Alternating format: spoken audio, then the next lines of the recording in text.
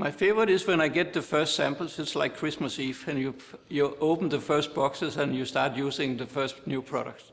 Then I think I'm like a small child. My father started Bodum in 1944, in the end of the Second World War. It was a good and a bad time. The good thing was that there was no products anywhere, so after the war, whatever you bought, you could easily sell. Since Bodum was founded, it has obviously changed tremendously on the outside for most people. We are today distributed in 55 countries around the world. We have been in a lot of people's homes, a lot of people's history, a lot of people's heart. A coffee for Bodum was the start. My father started with a coffee maker. The good thing about a French press is that if the coffee is good, the coffee gets better.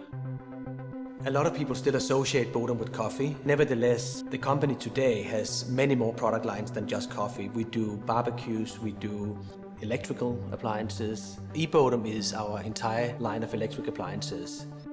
The beauty of the Bodum design is the simplicity.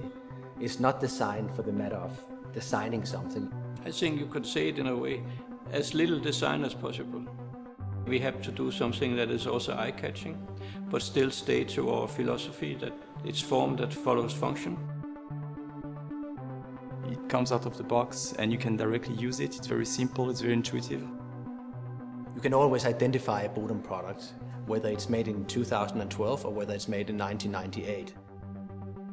Mr. Bodum is very involved in each step of the design process. That also makes things move and bring us to something that maybe that was not expected from the beginning.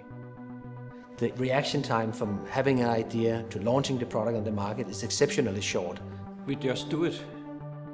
It's part of our DNA to try new things, to develop new designs, and we just do what we're best at, and that is coming up with new things and trying them out.